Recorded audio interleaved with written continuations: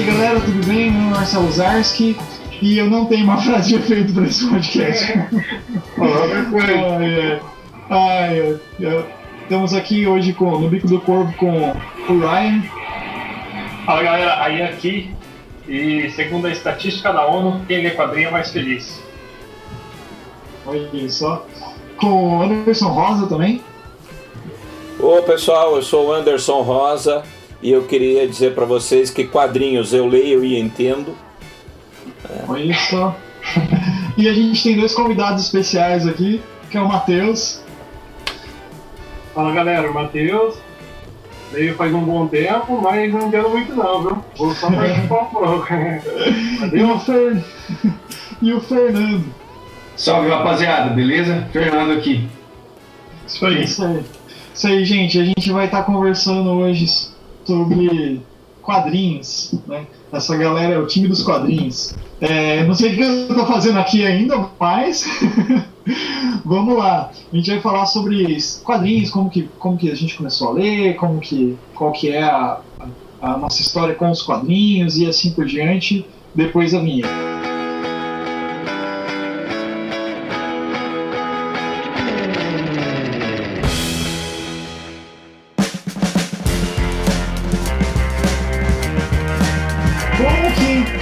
Vocês começaram a ler quadrinhos, como que foi a história de vocês nos quadrinhos? Posso começar falando, porque eu vou falar bem pouco nesse podcast, porque na realidade eu leio muito pouco quadrinho. Eu comecei a ler quadrinho pela Turma da Mônica, quando eu era criança.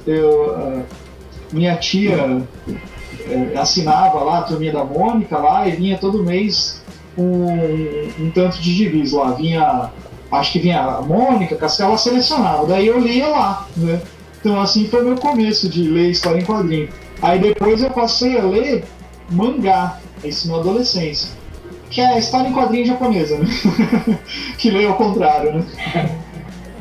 Tipo assim. Mas assim, eu voltei a ler quadrinho depois de adulto, assim, eu leio mais livro, né? Quadrinhos, assim, eu gosto de ler, acho legal, acho interessante, mas eu leio muito pouco, assim, mas eu comecei lá pela Turma da Mônica, né? Foi quando eu era criança, por causa da minha tia, que ela comprava com meus primos. E é isso aí. Essa é a história. E acabou, eu posso ir embora agora. Eu também comecei pela Turma da Mônica, é uma história até que eu guardo com bastante carinho, assim, porque a minha mãe, ela trabalhava na Santa Casa aqui de Campo Mourão, que antigamente era ali onde agora é o Integrado Serviços, né? Tinha uma banquinha na frente que vendia quadrinhos usados ali. E eu nem tinha entrado na escola na época ainda, ela trabalhava à noite, e às vezes eu ia meio que escondido com ela no hospital lá, e de manhã eu sempre fazia uma birra para ela comprar um gibizinho para mim ali na banquinha. E eu me recordo até hoje que custava 50 centavos uma edição seminova da Turma da Mônica. E toda vez que eu ia com ela, que não podia, toda vez que eu ia com ela para o trabalho, ela comprava. Daí depois ela adquiriu o hábito de comprar sempre, independente da minha presença, e eu acumulei uma vasta coleção de Turma da Mônica, e eu aprendi a ler com a Turma da Mônica antes de entrar na escola. Minha mãe foi me ensinando aos poucos. Então a minha alfabetização, o Maurício de Souza tem parte nela. Que legal.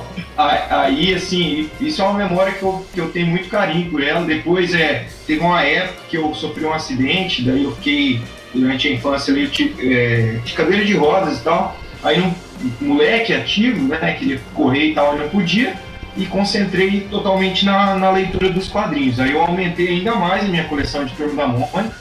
Comecei a conhecer os da Marvel na época, formatinho da Abril, né? E daí teve uma situação que um professor da escola pegou meus quadrinhos emprestados e nunca mais devolveu. e assim, nessa época que eu conheci os quadrinhos da Marvel, e eu virei um fanboy da Marvel. Então, se um dia tiver discussão de Marvel vs DC, já tem um advogado pra Marvel, né?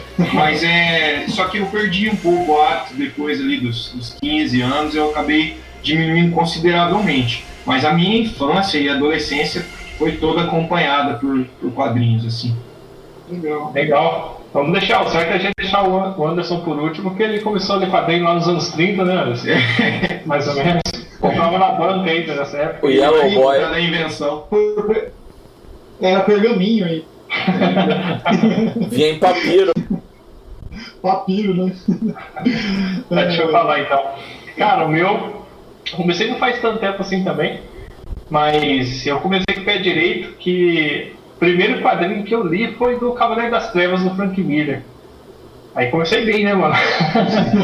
Eu lembro que eu assistia, uns 3, 5 anos atrás, sei lá, eu assistia muito animação do DC, né?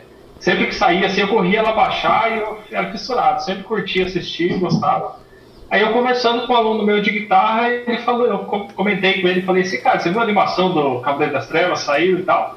Ele falou, vi, cara, massa, eu tenho quadrinhos, se quiser eu te empresto. Eu falei, opa, traz lá então. Aí eu esperando ele trazer, né, eu só conhecia gibizinho que eu vinha na banca, né, formato americano, padrão, assim.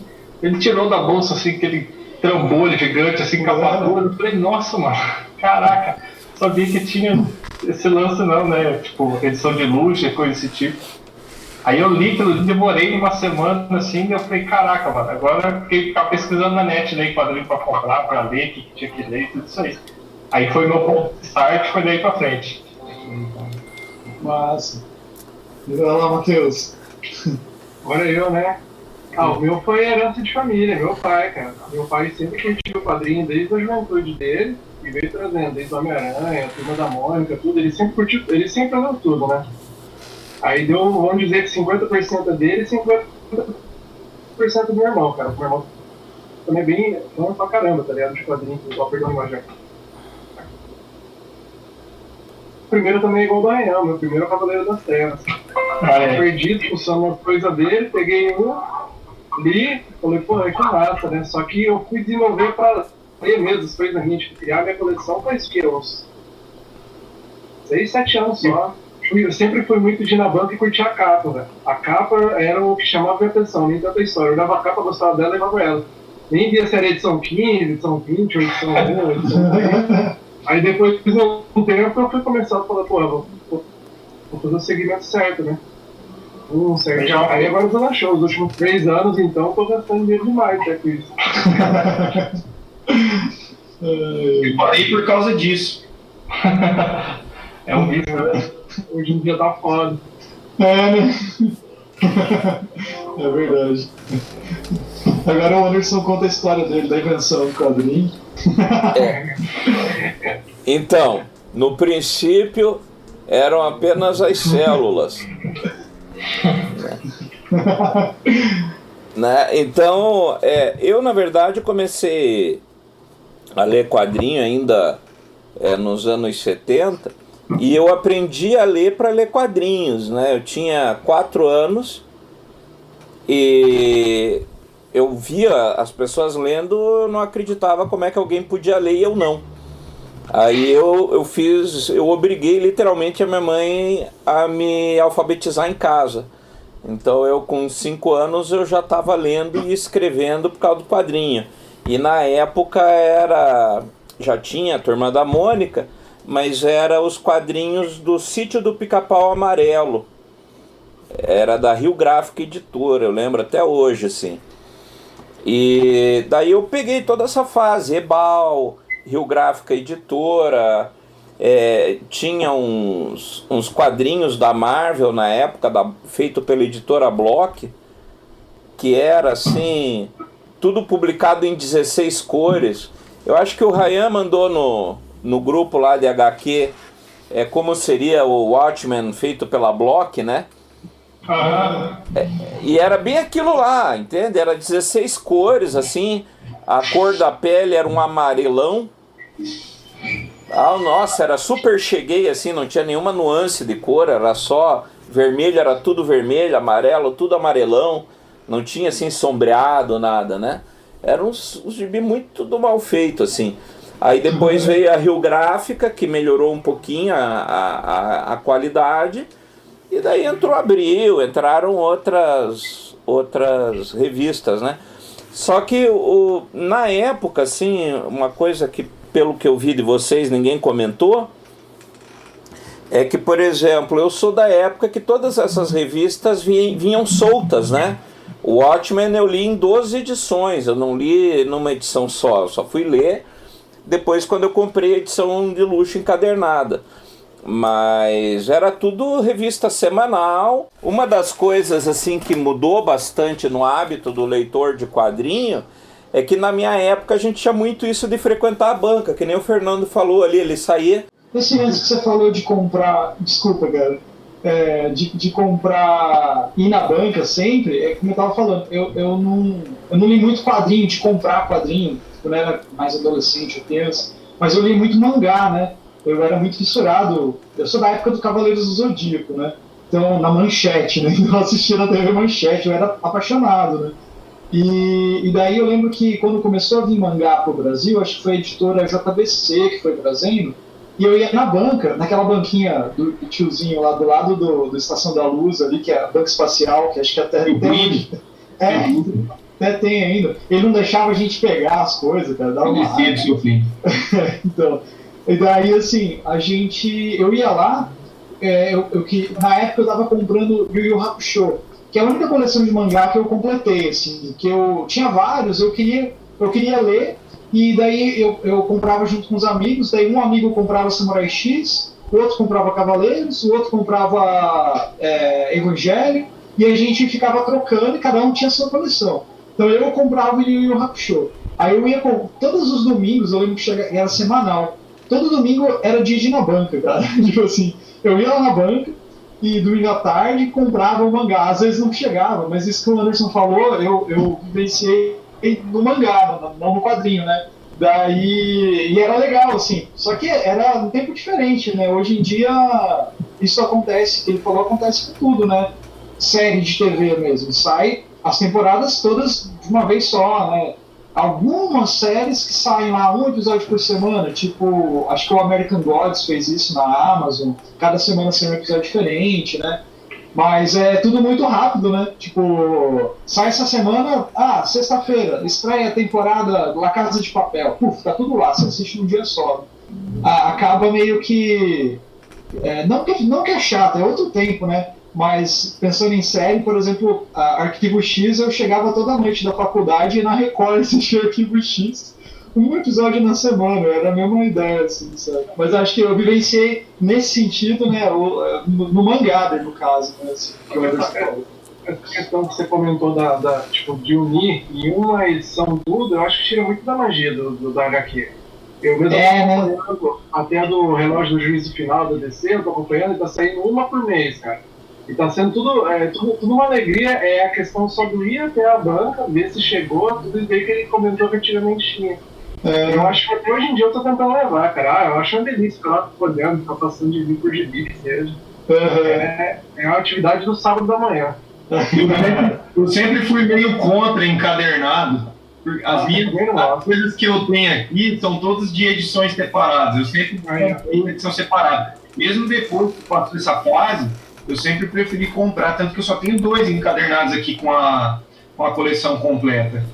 Eu sempre preferi as edições separadas. Só que tinha prós e contras, né? Em contrapartida, um dos motivos que eu abandonei a Marvel foi por causa que, assim, eles começavam uma história muito boa, mas não continuava na mesma revista que você comprava. Então, por exemplo, tinha 3 ou 4 revistas diferentes do X-Men. Aí uma história delas e terminava em outra, te obrigando a comprar várias. Comprava escravo.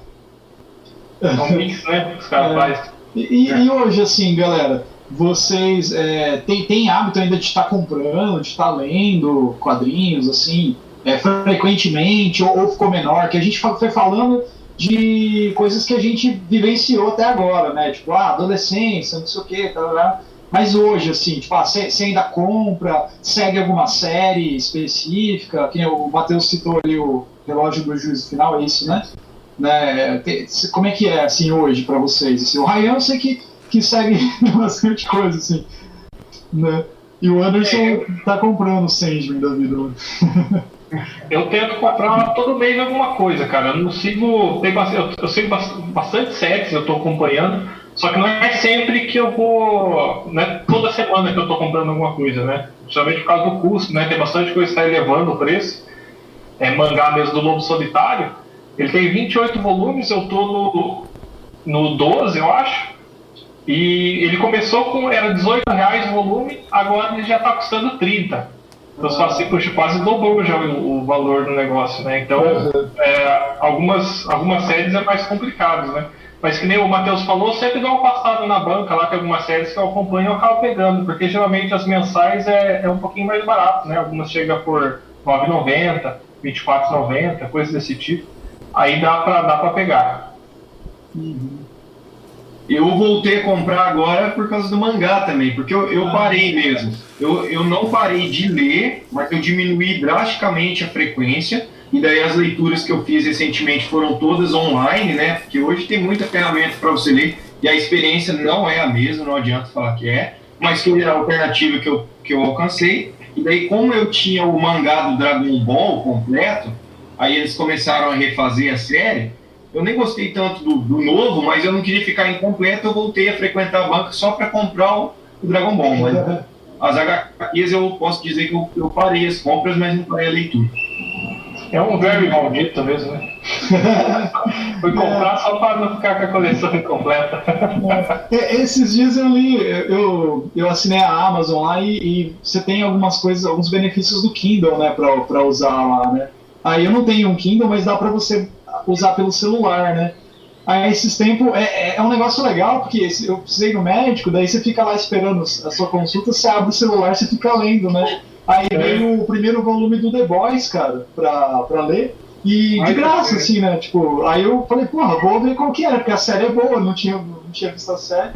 E é legal, cara, só que assim, que nem o Fernando falou, a experiência é diferente, né? Assim, é que pelo celular não é a mesma coisa de um Kindle, né? Mas é uma outra experiência. Eu gosto de ter, né, um negócio assim. Eu não tenho muita coisa.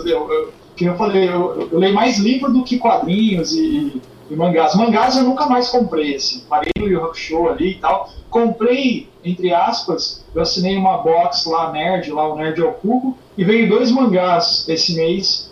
E daí eu li os 2, achei super legal. Um dos mesmos escritores lá do Death Note, que é o Platinum End. E o outro eu achei uma bosta, veio um volume. Mas acho que é Gangsta o nome, eu achei uma merda. Mas assim, eu li esses 2, mas eu leio mais livros. Mas eu gosto da experiência de ter ali também, sabe? De você pegar, pô, tá ali na estante. É quase que um enfeite, tá ligado? Assim, eu acho legal isso.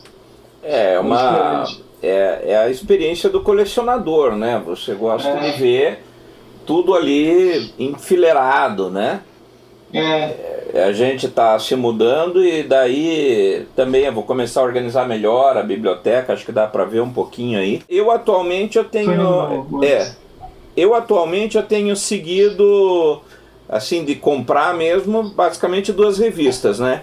Que são as edições encadernadas do Constantine, de acordo com os autores, né? Que a Panini está lançando, que eu achei uma ideia legal. Porque por isso que ele me deu os velhos.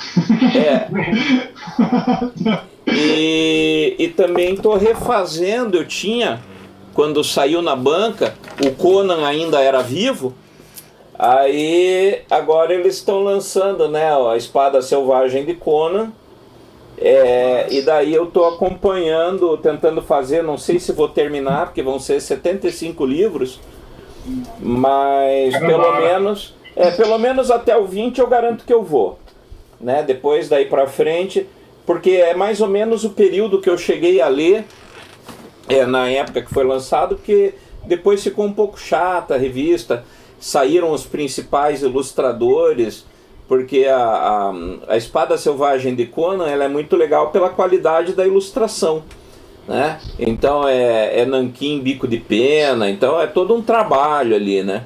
E daí saiu o Buscema, né, e o John Buscema e o Roy Thomas, então a revista deu uma queda, assim, daí eu meio que parei de ler naquele período.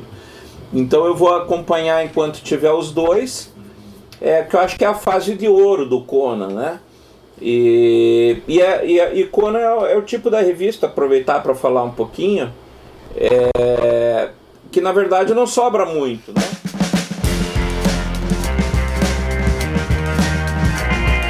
Ler com quadrinhos, se por exemplo, se é uma coisa mais para criança, para adolescente, porque assim, falando pela minha experiência de grande leitor de quadrinhos, assim, de ler Turma da Mônica, né, quando eu era criança, que era um quadrinho, né, um gibi para criança, né, eram umas historinhas com, né, uma coisa mais de boas, pelo menos aqui no Brasil, né.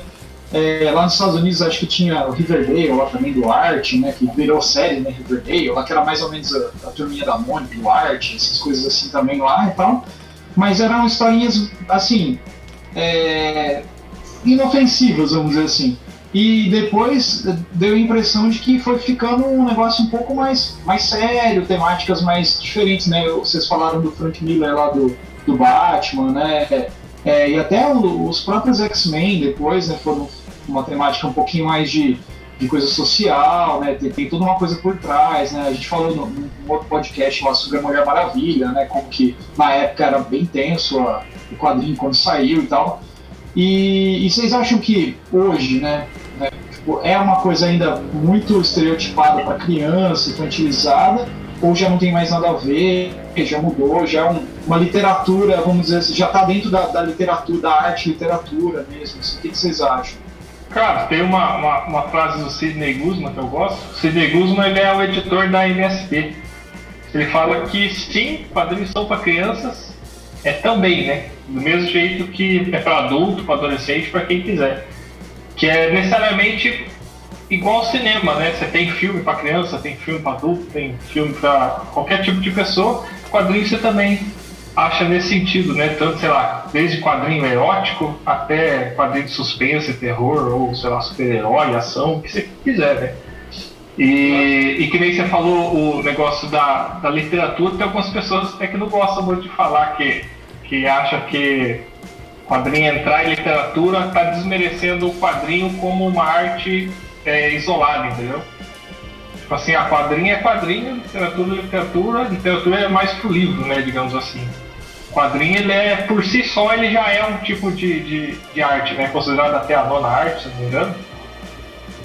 Entendi. Eu acho que tudo vai meio da interpretação, né? Porque o mesmo quadrinho que a gente pode ler na nossa cidade, uma criança ela vai interpretar de outra forma. Então depende muito da escrita, da arte em si que ela está transpondo ali. É a questão do mesmo texto, para dois tipos diferentes de idade ser a mesma coisa. Só que por ser cada uma pessoa vai interpretar de forma diferente. Então eu acho que hoje em dia eles estão sabendo abordar de uma forma legal as coisas do hoje em dia, independente do grupo de idade, de pessoa que for. Legal. Eu, particularmente, acho que no Brasil, assim, a gente tem esse estigma de que o quadrinho é algo mais infantil. E isso eu acho que está relacionado ao fato do nosso grande expoente dos quadrinhos aqui, que é o Maurício de Souza, ele ser voltado para o público infantil. Então, como foi ele que apresentou os quadrinhos no Brasil para muita gente, na nossa cultura isso está muito forte. Agora, na cultura americana, não. Então, como o Ryan disse, é uma arte que está muito bem estabelecida e até hoje rejeita ser colocada junto com outras artes. Mas eu acho que isso não chegou tão forte assim no Brasil. Então, eu acho que essa questão do quadrinho ser visto como algo infantil está mais arraigado assim, na nossa cultura. Mas aí cabe a pessoas como nós, assim, que conhece, que bebe da fonte, né, também ajudar a divulgar, né, os trabalhos. Faz sentido mesmo, né? Isso que você falou do Maurício de Souza faz sentido mesmo. Eu não tinha pensado desse lado. Então, talvez seja isso. Curiosamente, a gente estava falando aí, os melhores autores e roteiristas da Turma da Mônica, não, do Tio Patinhas, eles são do Brasil, né? As melhores histórias foram feitas por artistas brasileiros. A gente estava falando de coisa de ser criança, né? E eu não sei se você ouviu lá, o Fernando falou que talvez aqui no Brasil a gente leva um pouquinho para esse lado, porque o Maurício de Souza, que foi um escritor, né, um quadrinista de quadrinhos infantis, né? que basicamente mostrou quadrinho para muita gente, né? Talvez faz um pouco de sentido a gente associar a coisas infantis, né? Só que depois ele saiu fora, né? Agora tem o Turma da Mônica Jovem, tem o Laços, que eu não vi ainda, mas eu achei a arte muito foda, cara. Eu vi uma propaganda só, quero muito ler Laços.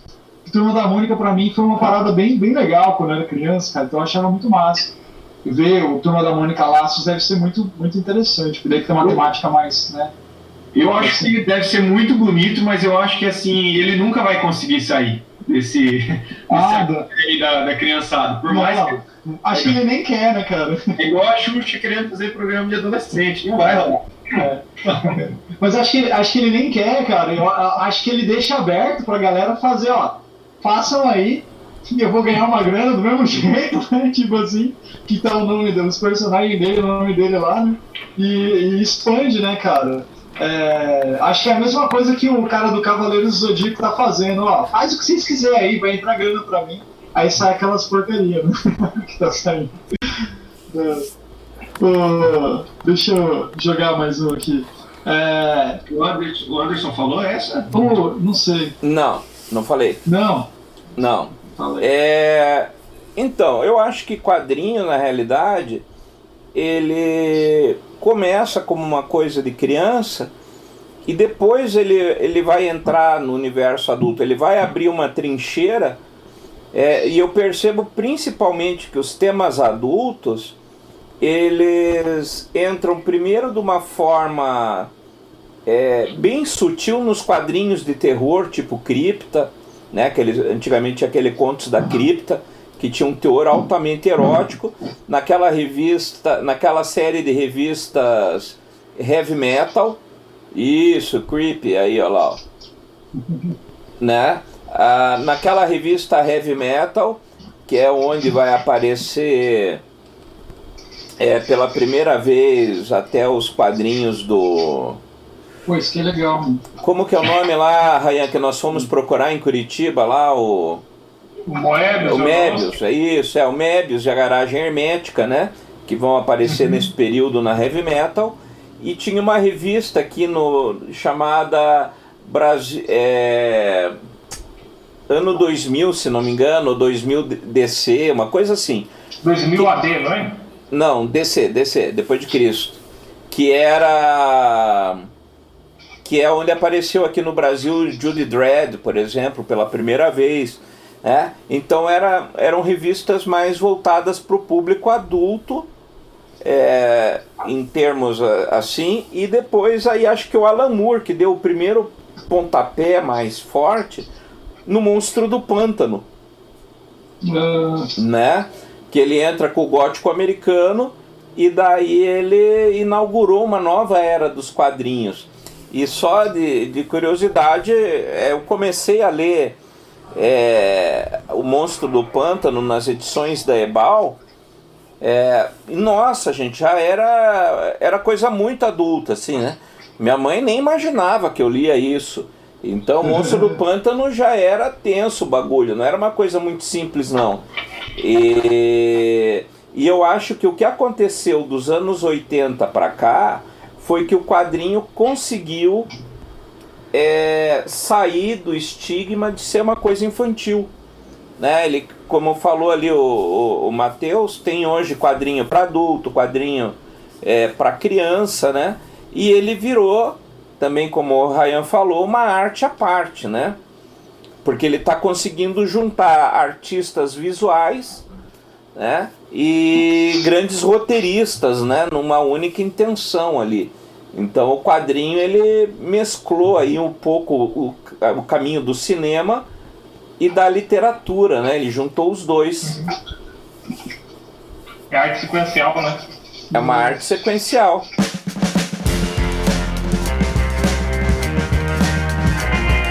Vocês acham assim que eu conversei uma época uma galera assim que trabalha na área de educação e literatura assim também, e hoje em dia você vê tem muita gente, se você pegar ensino médio fundamental, as crianças e os adultos mesmo as pessoas não têm hábito de leitura hoje, seja o que for, né? Tipo livro, revista, nada, não tem esse hábito de sentar e ler alguma coisa.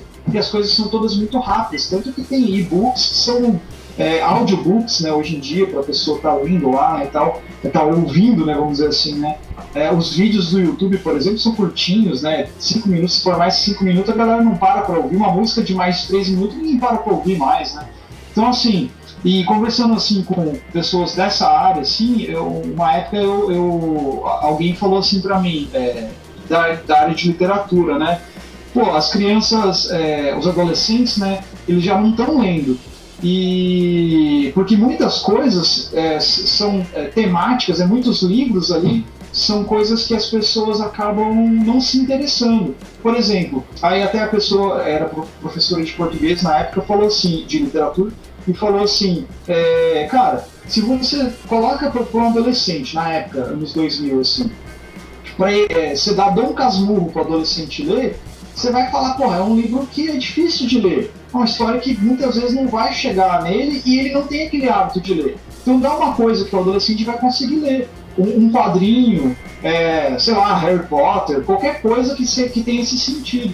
Então, essa professora na época, ela falava sobre isso, né, sobre trabalhar essa parte de leitura, de fazer as pessoas lerem através de quadrinhos, através de outras coisas, de outras ferramentas, para daí criar um hábito de leitura, para daí chegar, né, a ler coisas mais, né, vamos dizer assim, sei lá, uma faculdade ler um livro científico e tal, porque se você não tem hábito de leitura e, sei lá, você precisar ler um livro da área que você está estudando lá, é foda, meu, é um saco, porque é uma leitura científica, uma leitura difícil, é denso, é foda, você não consegue parar e sentar e ler. Imagina para alguém que não tem hábito, né?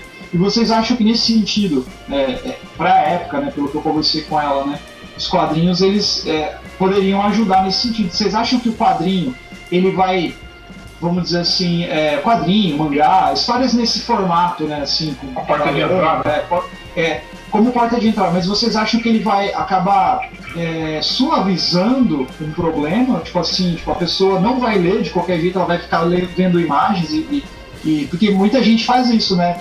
Tipo, eu dei um quadrinho uma vez para um afiliado meu, o Pedro, e eu falei, e aí, você leu, você curtiu? Ele falou, eu vi só as figuras, tipo assim, sabe assim? Eu falei, pô, não adiantou nada, né?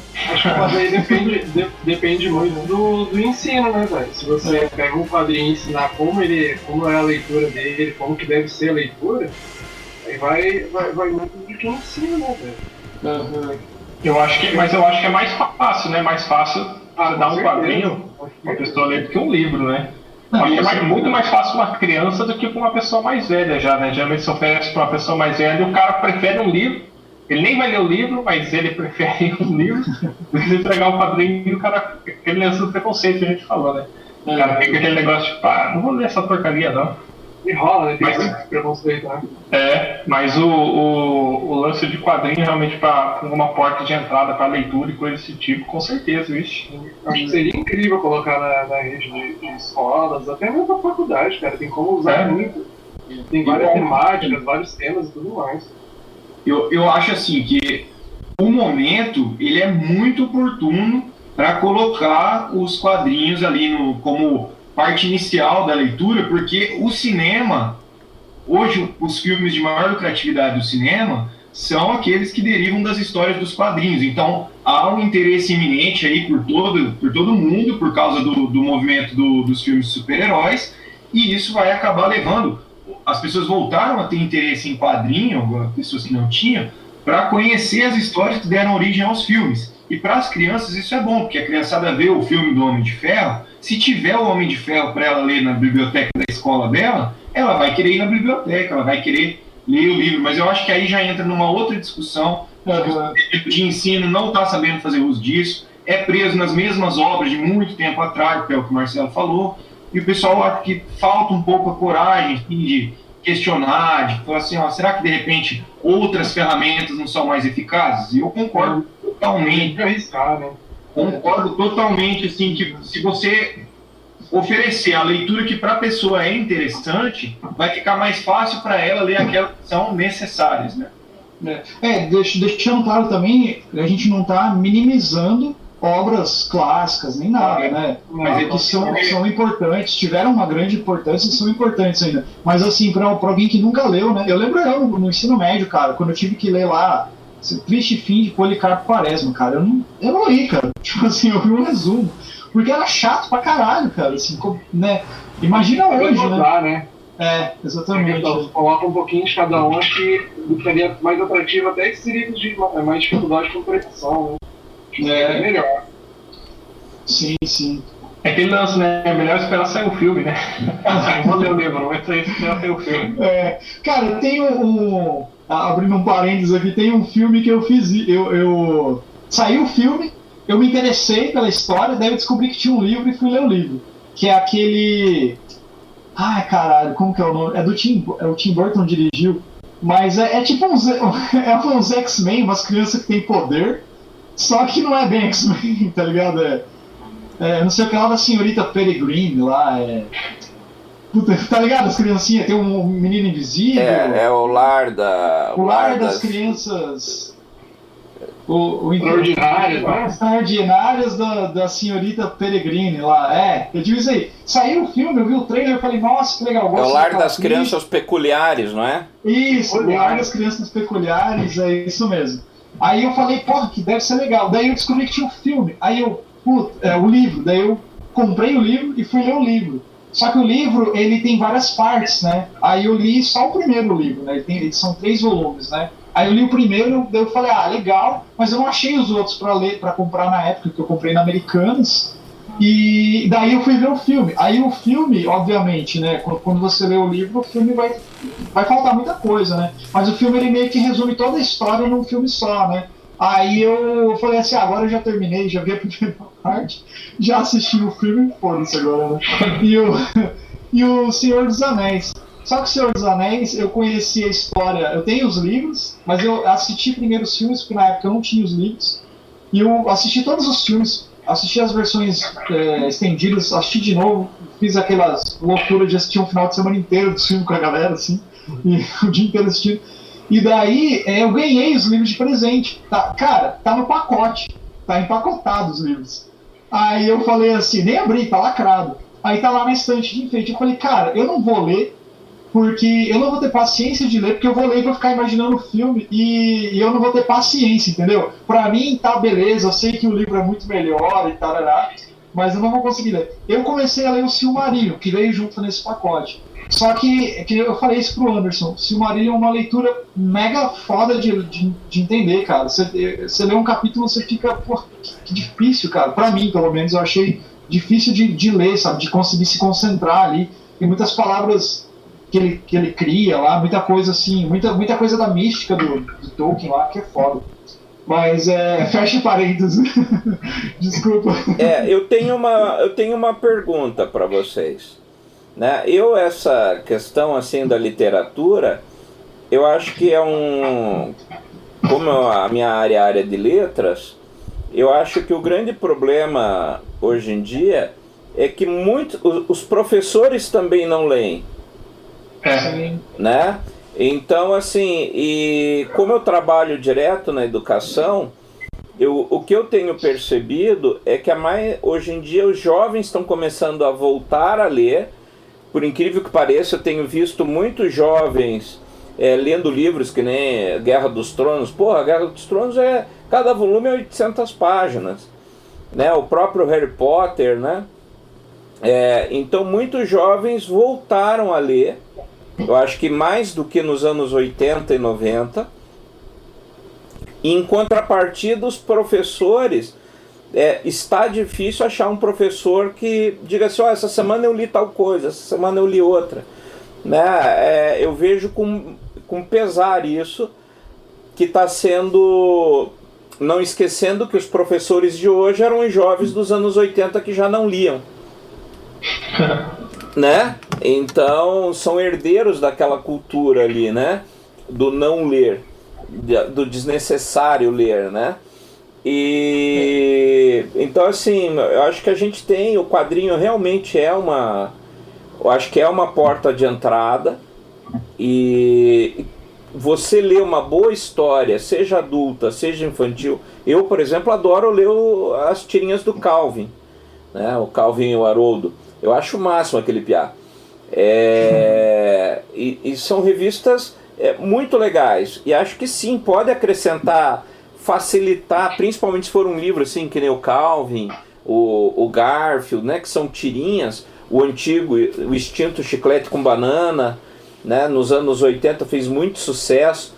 Eu acho que as tirinhas, no Brasil a gente teve um período bem legal nessa época, até saindo aí, que foi o Glauco, Laerte, Luiz G, o Angeli com o Chiclete com Banana. Então você tinha lá Piratas do Tietê, tinha umas revistas muito legais, que quem não conhece eu aconselho procurar, e muita gente acho que começa a ler realmente pelo quadrinho, pela facilidade, né? Pouco texto, bastante imagem, e uma boa revista em quadrinho consegue ser tão boa quanto um livro, né? Vide o próprio Watchmen, Cavaleiro das Trevas, 300 de Esparta, que são séries aí fabulosas, né? O próprio Constantine tem uns arcos fabulosos de história, né? Eu acho que tem assim. Mas eu queria fazer uma pergunta para vocês, como um todo, que é assim: vocês acham que vocês são presos ao contexto das revistas mainstream, tipo Marvel e DC, ou vocês leem outras coisas fora as histórias da moda, né? Tipo, você viu o novo arco do X-Men e tal, mas pô, que nem por exemplo o Moonshadow, é uma história fabulosa, só teve 12 números, né? Vocês leem outros quadrinhos fora as grandes sagas e fora os grandes títulos e grandes editoras? Pô, só queria fazer um adendo aqui, que você falou que os professores não leem. O professor lá do Fernando, que roubou os quadrinhos dele e não devolveu. Ele era professor de violão. Era professor de violão. Tá explicado. Esses músicos. É de uma escola de música conhecida aqui da cidade, não? Roubou quadrinhos de uma criança cadeirante. Olha, caralho, você tava com a vaga dele, ele garantido lá embaixo. Você que tá ouvindo aí, ó. Você sabe, se você ouvir, você volta. Você vai pro nono círculo do inferno direto, Bom, respondendo a pergunta, eu vou começar respondendo aqui. Cara, que nem eu falei, eu leio pouco quadrinho em relação, acho que a maioria de vocês aí que tem um hábito muito maior, assim, né? Mas eu não me importo da onde que se não eu me importo que nem eu gosto da capa. E a história tem que ser interessante, assim. Eu li um mangá que eu achei muito legal, que chama-se Suicidal Club. Não é um quadrinho, mas é um mangá, enfim, tem a ver. Que é baseado no filme Suicidal Club, que é um filme japonês, onde tem uma seita suicida, que a galera se joga no metrô, se mata. É uma história bem pesada, assim. E é uma história totalmente whatever, assim, do mainstream do negócio, né? Tipo assim, quem que vai ler um quadrinho, né? Nesse sentido, assim, né? E eu só descobri porque eu assisti o filme uma vez, nesses canal da internet, das TVs, assim, que tem lá os filmes mais B, assim, e eu achei interessante, falei, caraca, que filme pesado, e daí tem uma história profunda por trás, assim, pra não dar spoiler. E o quadrinho é baseado no filme, e o roteirista, o diretor e roteirista do filme deu aval pro cara fazer, não, faz aí a história, só que o cara mudou o final, daí o cara falou, não quero fazer a mesma história do filme porque eu quero dar uma visão diferente, e o diretor falou, não, faz aí e manda ver. E eu achei uma história bem legal, assim, sabe? Então eu gosto de coisas assim, sabe? Se for legal a história, tiver um plot lá interessante que me agrada, eu não me importo se for Marvel, DC ou uma saga, né? Logicamente que eu acho legal, né? O Cavaleiro das Trevas, uma leitura que é legal de fazer, Piada Mortal, sei lá, que são clássicos, né? Tipo o Dom Casmurro que a gente estava falando lá, né? Mas, enfim, essa é a minha resposta. O meu eu fico no mainstream, cara, mas não por tipo, ignorar os outros, é que sempre tá lançando, eu sou muito DCZ, né? E ela tá cheia de ar da briga. Tem dois aqui, ó. Né? tem 1000 arcos aí rolando agora, e tem coisa nova aparecendo todo dia da DC, então eu acabo ficando por ali mesmo, né? Tem um novo da Marvel também, que é a Guerra dos Reinos e tal, mas daí não entra no foco agora. Mas eu acho que eu fico mais mainstream mesmo, é o assunto. Não abro muito a cabeça não, assunto. Vai lá, Fernando. Então, eu vou decepcionar a torcida, eu sou totalmente focado no mainstream também. A minha trajetória com quadrinhos é da Turma da Mônica para Marvel, algumas gotinhas de DC ali, né? E o que eu li mais fora disso, assim, e li bastante, foi o Tex, que era a história de preto e branco, Velho Oeste e tal, e eu adorava o Tex, eu li bastante coisa dele. Mas assim, também não é porque rejeito, como foi dito, é porque não chegou, né? Esse lance popular é o que chega na gente, né? E assim, a gente já tá num segmento que ainda não é tão forte assim. Por exemplo, na cidade que a gente tá, não tem um movimento tão grande de cobrir, né? Então fica difícil chegar ao que é bom. Aí, quando você vai conhecendo, desperta o interesse. Mas eu tô totalmente focado só na Marvel. E como já faz um tempo que eu comecei a trabalhar com redação e com leitura, aí eu acabei diminuindo muito o hábito de ler, porque quando se torna um trabalho, aí você fazer por lazer fica difícil. Então, Então, parte mais ou menos uns 60% da minha coleção é Marvel e DC, os outros 40% é mais coisa. Não sei se dá pra dizer que é underground, né? Mas é porque a Marvel e DC elas são a maioria mesmo, né?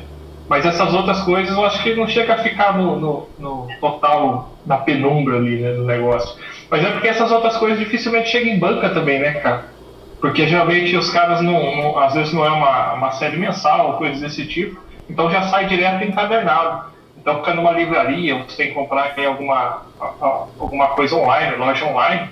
Então é mais difícil realmente, difícil ir na banca e falar, puta, esse bagulho esquisito que eu vou comprar por quê esse negócio? Não sei, não conheço nada, não sei nem o que é editora, nem o que é o personagem, né? Então é realmente esse lado aí, eu acho que é a galera que mais procura esse tipo de coisa que vai alcançar. Eu achei difícil, a pessoa que está habituada a ler, como vocês falaram, DC e Marvel, não vai aparecer na banca, né? É que só aí, a Marvel e a DC tem muita coisa, né? Nossa, tem muita coisa. Então, você acaba não pensando em abrir a cabeça. É normal, eu acho. É normal. E você, Anderson? Você fez a pergunta, mas você correu dela. É porque eu na verdade, assim, que nem eu falei, eu quando era principalmente mais novo, eu li o que estava na banca. Então essa coisa assim, que nem a Ebal, eles tinham edições muito irregulares. Então o Monstro do Pântano teve a revista 1, 2, 3, daí sumiu. Né, o próprio Constantine aqui no Brasil, quando entrou pela primeira vez pela editora Abril, também apareceu algumas histórias e daí sumiu. As que eu dei para o Marcelo foi uma série fechada, eles fizeram 12. Aí a revista também não é que eu não vendeu, existe um boato ali que a família Tivita ali da editora Abril cortou porque era um tema muito pesado, né, as revistas dele. E então assim sempre foi muito errático. Então você acabava lendo no grupo, eu até coloquei algumas fotos de revista de ficção científica que tinha, né? Mas assim, eu inclusive achei esses dias o site da Ebal, que o pessoal da época tá escaneando. Inclusive eu baixei todas as edições que saíram no Brasil do Shazam, uns números bem legais assim, justamente porque na época era errático. Então eu acabei lendo e continuo, né? Então eu vou na banca, eu procuro alguma coisa ou na livraria meio fora do padrão para ler, né? Para sair um pouco, porque eu acho que no final das contas a Marvel e a DC, por um trabalho de marketing, eles acabam capturando você, né? Então vejo que vocês mesmos falaram aqui, dificilmente eu leio fora Marvel e DC, e de repente tem coisas bem legais correndo por fora aí que a gente nem tem conhecimento. É verdade. Né? E às vezes assim, a própria Marvel e a DC, pelo menos, tem aquela... Eu não lembro quem de vocês que publicou no grupo, aquela coleção dos pretinhos da Marvel, que tem Doutor Estranho, Homem-Aranha, Capitão América, uns números especiais encadernados, eu andei vendo, nossa, achei muito caça-níqueis, assim, sabe? Achei umas revistas com as historinhas fracas que só foi encadernado mesmo para pegar fã.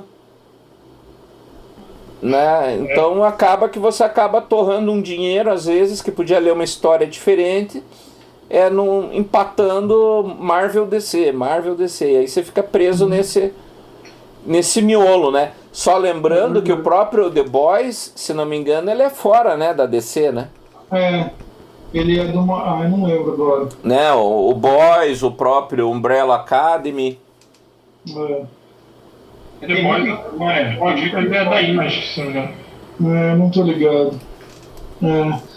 Bom, mas pra gente ir indo pra uma reta final aí, era legal se a gente pudesse dar uma recomendação de leitura pra galera, tipo assim, pra quem tá começando, pra quem já lê, sei lá, assim, do que seria legal. Eu vou recomendar. Às vezes a pessoa que está escutando, a pessoa nunca leu nada, né? Uma recomendação. O que você acha legal? Eu vou dar duas recomendações, então. Para quem já lê um pouco e quer uma temática mais adulta, esse Maus que eu falei aí é muito bom. Tem essa temática meio de guerra, Segunda Guerra, uma história real e tal. E o escritor retrata, como se fosse uma fábula, né? Ele retrata os nazistas como se fossem gatos, os judeus como se fossem ratos, e é bem interessante, sabe? E para quem nunca leu nada e quer uma coisa mais infantil, Turma da Mônica. Até hoje. Eu vou indicar o que me indicaram, velho. Acho que para começar no lance do quadrinho, o Cavaleiro das Trevas é mais perfeito. Mas pegar ele ali, você vai embalar e vai bem. E da Marvel, mete já Guerra Civil também, já mete cabeça com tudo. Esses dois aí pra começar bem. Legal. Eu vou falar eu deixei separado aqui o Batman 1. Eu tenho isso aí, é bom. É bom. Pra quem quer começar a ler o Batman, né? Pô, todo mundo conhece o Batman, né, velho? Então, é uma porta de entrada que eu acho. E é fácil de achar, não é encadernado tão caro. Realmente as pessoas às vezes têm algum interesse nesse sentido aí. Batman ano 1 fica aí a recomendação. A minha recomendação eu vejo o pessoal falar pouco dessa história, mas é porque quando eu comprei ela eu achei essa ilustração fenomenal. Tanto que teve um cara que viu uma vez a revista na minha mão e pediu emprestado para fazer uma tatuagem com a ilustração. Eu fiz mesmo. Motoqueiro Fantasma, já falei dele no grupo que a gente tem. Motoqueiro Fantasma, Estrada para a Danação. É uma história adulta, mais pesada e tal, mas é curta e é muito legal. Para quem está começando a ler, a chance de ler essa e querer ler mais coisa é muito grande. É do selo Max, né? Oi? É do selo Max? Esse é do Garth Ennis. Mas é daquele selo Max? Desculpa, eu não entendi o que você tinha falado. Marvel Max. Aliás, esse é um selo recente da Marvel, assim, relativamente recente, que tem bastante história curta, assim, que deve agradar a galera que está começando. O Garth Ennis é o mesmo que fez Preacher e The Boys, né? E também escreveu Constantine, né? Mas joga lá no grupo depois dessas recomendações. Eu já falei dessa lá. Manda de novo, para a gente lembrar. E eu vou deixar duas recomendações, né? As duas mais para o público adulto. Quem quer uma coisa que não sobre nada no final e só quer se divertir, leia Conan.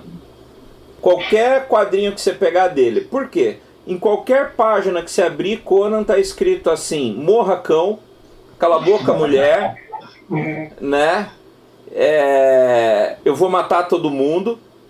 Então é uma revista que você lê realmente como um passatempo. Por Kron, né? Ishtar, vou matar você, cão, né? Então é fácil para quem não tá muito, que quer só realmente passar tempo. Acho que é o ideal, né? Se não, vai pro quadrinho infantil mesmo, aí vai pro Calvin, vai pra Turma da Mônica, acho que são legais.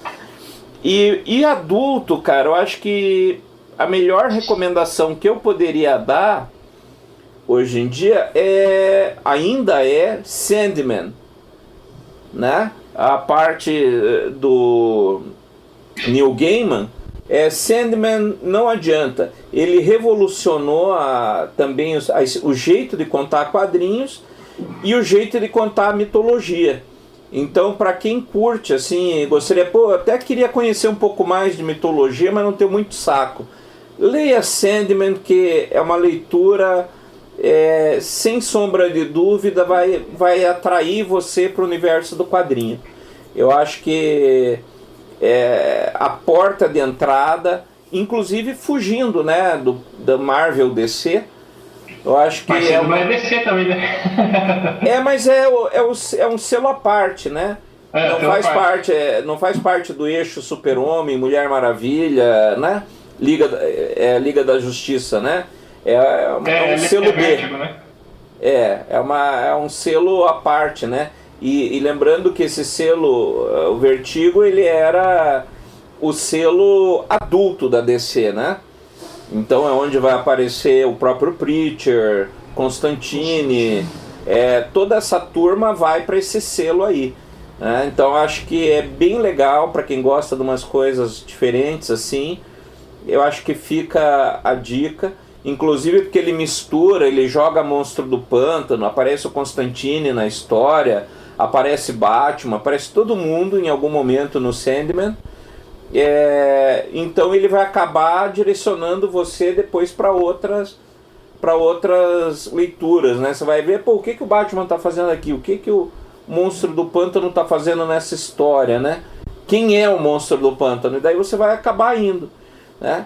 E uma das melhores revistas que eu já li na minha vida, Prometeia, sem sombra de dúvida, uma das melhores histórias em quadrinhos que eu li minha vida inteira. Quem não leu, leia, porque Prometeia o bicho pega.